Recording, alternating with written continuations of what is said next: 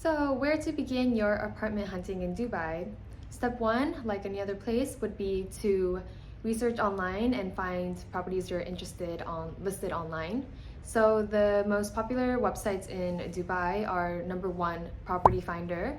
Property Finder is the most reputable one, and it's kind of like Sumo in Japan. Number two, Bayut. The good thing about Bayou is that it lists a lot of information about each neighborhood, and it somehow has 3D models of a lot of the buildings, the layout in each building. And number three is Dubizzle. So Dubizzle is a website where you can buy, rent, sell, basically anything from anyone. So it's not just properties. I'd say Dubizzle had the most amount and variety of properties, but because anyone can just post anything, it's not the most reliable, and I have heard that there are a lot of scammers on there, so you need to be careful. I would say Dubizzle is like Craigslist mixed with Mercari. So anyways, you go on one of these websites, you put in all your conditions, and you should sort by newest because anything that's over a few weeks old is already bound to be taken, especially during high season, which is like in the winter months. Once you find the ones that you like, make sure to contact the agent and let them know that you're interested and want to set up a viewing appointment. Now, we have found that agents just do not reply to email here. Literally, I don't think a single email was returned when we were doing our search. So you have to really contact people through WhatsApp here. Either call them or message them, but that is kakujitsu the fastest way to get in contact with the agent. Yeah, so next would be to just go on a lot of viewings. Keep in mind that, especially during high season, many apartments will get swept up like that. So you kind of have to be quick about it and not take too long to decide if you want to live there. So once you find a place that you like, let the agent know and he will start the paperwork. For us, our agent took a copy of our Emirates ID and basic info about us and sent it to the landlord and made sure that the landlord was okay with us moving in as well. And he was also able to negotiate for us. It was listed as a 1-check apartment, but he was able to negotiate to 2 checks instead. For those of you who are new to the Dubai rental system, basically apartments are paid yearly here. The contracts are yearly and it's paid yearly and in checks. So it's usually 1 or 2 checks, but depending, I guess, you can try to negotiate.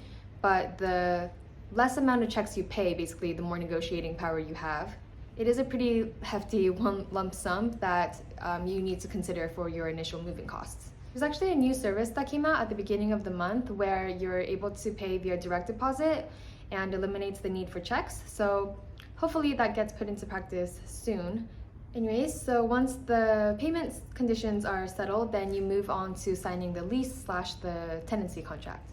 So for this, we visited our agent's office. The landlord was an hour late, but our agent basically wrote our checks for us.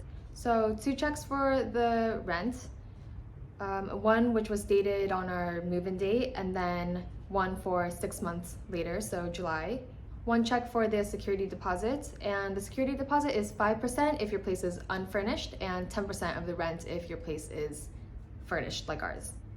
And then the last one was the agency fee, and this is typically like 5% of your rent. So 4 checks total.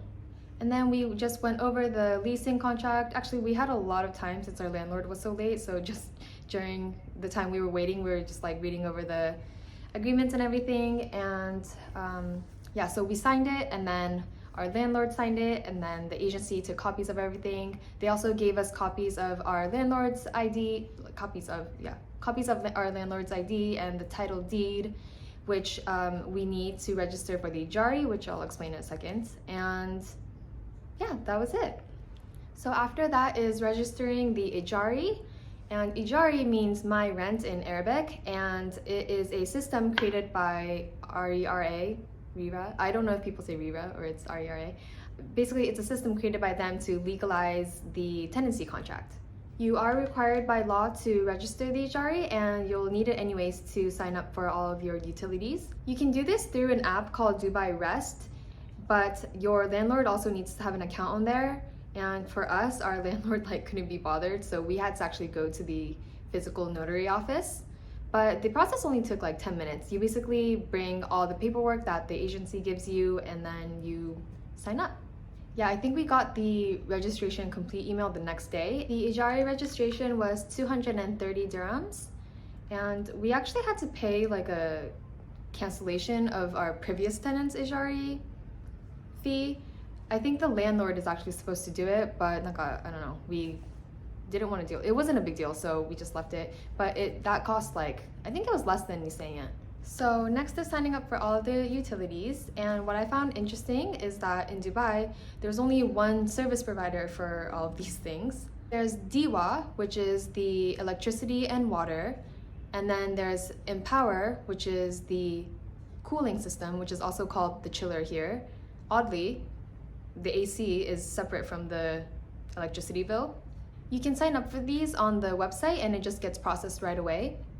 For DIWA, there is a 2,000 dirham security deposit, and other processing and activation fees are 130 dirhams. So it was 2,130 dirhams upfront. And then for Empower, there's also a 2,000 dirham deposit as well. I have read that they make it purposefully difficult for you to get your deposit back. So just keep that in mind. And make sure to keep all your receipts and emails and things like that, just in case. And lastly is the internet. So there's only two service providers here, Etisalat or Do. And we actually had a lot of Do, Aegyono people calling us after we signed up for the Ejari. I think they somehow got our number. So we just went with Do.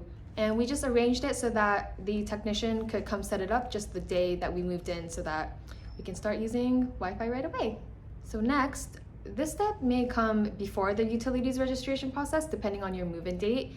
But for us, our next step was to collect the keys from our landlord. The previous tenant had already left, and our landlord arranged for a deep clean of the place before we moved in. And we met her here, and we all did like a general check of the area, made notes of all of the wears and tears and scratches and whatever, just so that she knew that that wasn't done by us when we move out.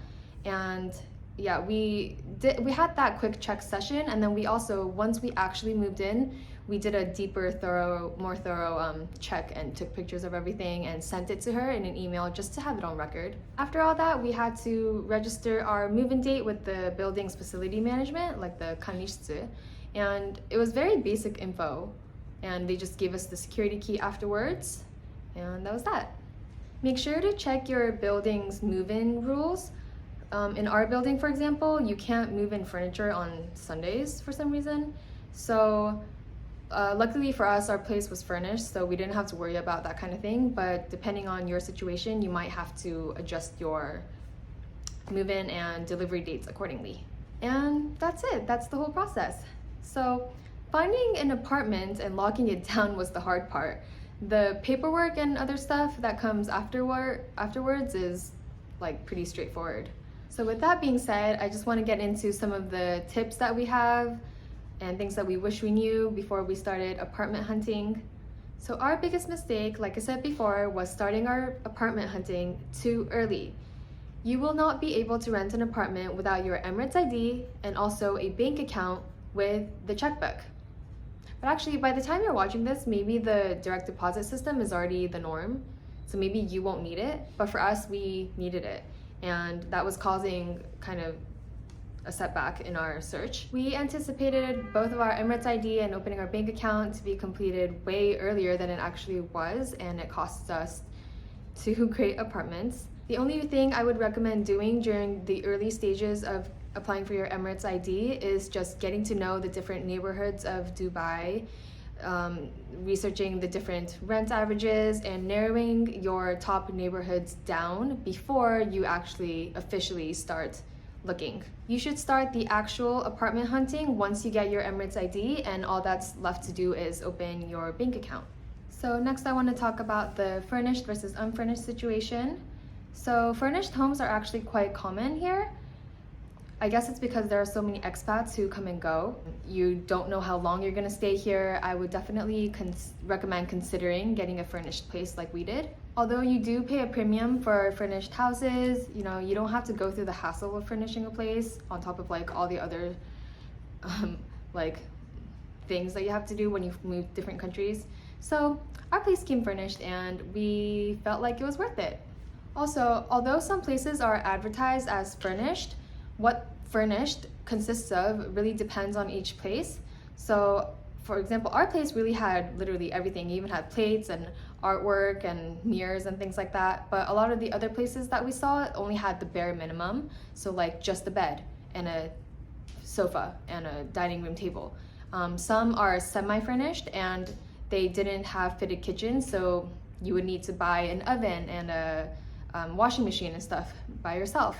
So just make sure to note what exactly is included and what you'll need to arrange for yourself. So another condition to consider is getting a chiller-free building place. So we moved to Dubai in December and it's now February and the weather is still amazing, no need for AC. But in Dubai, it gets to like 40 to 50 degrees in the summer. So you'll definitely need to be using AC like 24/7 and the cost will probably be quite high. So when you're looking for an apartment online, you will see that a lot of them are what you call chiller free, which means that the AC bill is included in the rent. Our place is not chiller free, which is why we had to register for Empower. So, but it could potentially significantly cut your costs, so just something to consider. So next, this is something my new friend here, who's lived here for a long time, has told me. But apparently, sometimes you don't even have to go through an agent. You can just ask the front lobby of the building to, if there are any available apartments, and they'll let you see it and then connect you to the landlord directly. We actually tried this a few times, but the security guard told us that we had to come back with an agent. So maybe it depends on the building, maybe it depends on the mood of the person in the front lobby that day, but it's worth a try. That would cut the middleman, so it would save you the agency fee. Also, I'm in a neighborhood Facebook group and I see a lot of people trying to reach out to landlords directly. So that might be something worth trying as well. So that leads me to my next point, which is to join the Facebook neighborhood group. It's just a really great way to know what's going on in the neighborhood. People just post about random offers going on, events going on, and people selling things. So I think it's just a good way to be connected to your community. And lastly, I just want to talk about our experience with the agents here. My tip would be just not be too trusting of the agents and don't get complacent until you actually sign the freaking contract. We put a deposit down on a great apartment and the semi-agent dude, which is, I'll tell the story another time, he told us that putting the deposit down would reserve that for us because we were still waiting for our Emirates ID. And then he even drafted up a contract and we were negotiating the terms. And then he suddenly tells us that the landlord has received an offer for a higher amount of money with fewer checks. And even though we put the deposit down and we were just doing the paperwork, the landlord freaking decides to go with that one, which is like so not cool and just so disappointing. Anyways, it's a long story, but we have met a lot of sus agents here. People who are not genuine, some people who are very unprofessional. Like there was this guy who we were supposed to meet at the viewing place, and then we text him that we're here, and then he tells us that he forgot and he's at lunch. So I don't know, like things that are like uso desho mitaina in Japan just futsuni happen here. So I think just don't come in with high expectations, okay? Anyways, the agent that we worked with for this place, he was great actually, and he was very professional, so I'm really happy about that. But in general, yeah, so not all agents, but in general, we just found that the level of service was a bit low. So just keep that in mind. It might not, your experience might not be smooth sailing. So I think that's it. I'm so happy to finally be settled in here. It was a long journey, but I hope you find the apartment of your dreams, and thanks for watching. Bye.